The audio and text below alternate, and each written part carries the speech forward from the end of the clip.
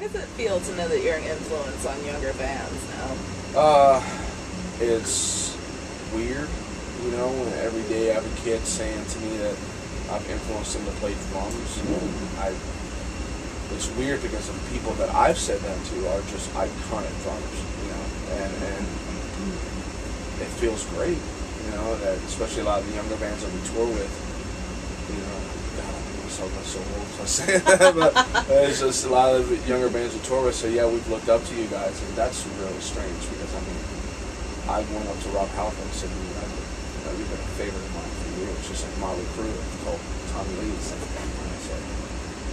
But it's flattering, you know, definitely, and I'll definitely say thank you, that's all you can really say, but hopefully, if they get something out of it, we can influence them, help them somehow, then, you know, I'm extremely appreciative of it.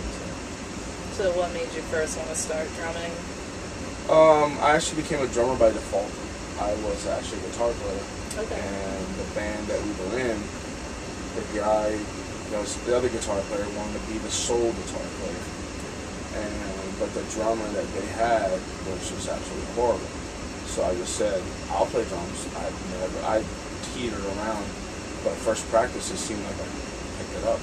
I never took a drum lesson. I couldn't even tell you how to do 16th quarter notes or whatever that's called.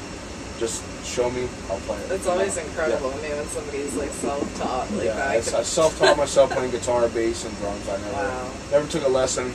One, I could never afford them because they were so expensive. And plus, I was playing baseball all the time, so it's either playing by baseball equipment or lessons, you know. So I kind of got self-taught. You know, just looking at people is how I learned. Watching other drummers, and all the drummers on this tour, I watch and steal a little bit here. So is there a first album you remember purchasing that left a lasting impression on you? The very first two records that I bought was Rush Fly By Night and Cheap Trick's Dream Police. I think it was called. Yeah. Those, they're the lasting impression because they were the very two first things I ever purchased. So those are the only two number ones. So, you know, I've heard it referred to many times that music is like the universal language that everyone can speak and understand. What is it that you hope that your music says? Well, you know, I mean to other people listen to it. Well, I mean, I've had a lot of people come up to me and said that we have saved their lives and our music, and that is really flattering to hear. You know, so I had one girl before we were signed. There was one girl who was she had cancer and going through chemotherapy, and she said that our music, our local CD, helped her beat it, you know, and that was the biggest form of flattery that I could, that's bigger than any gold record that I could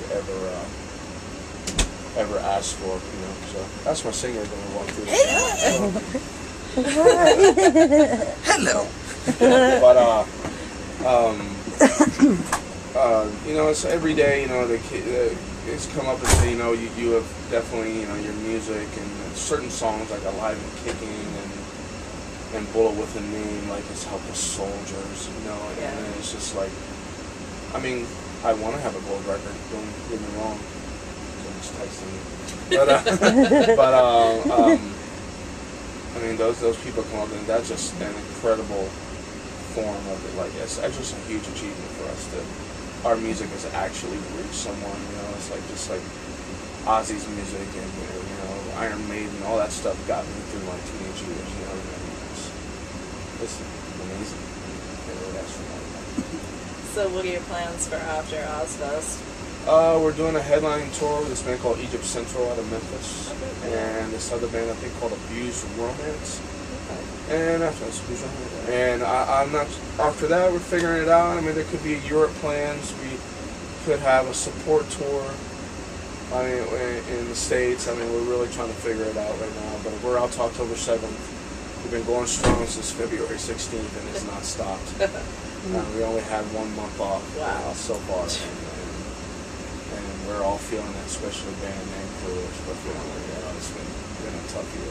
A lot of hard work, but I mean, it's still the beginning of the cycle, you know, for us, and we're going to be out till at least next October. So, is there any message or comment you'd like to share with fans or say visitors? Just our record's out. Came out May 4th. It's called Miracle. available in all stores and all digital outlets, whatever you call them, iTunes, Rhapsody, LimeWire. And there's a possibility we're going to be working on an acoustic record, a second acoustic record, and a DVD release next year. Well, you'll definitely keep everybody informed. Thank you so much for talking, man. No Appreciate problem. it. Thank you for having me.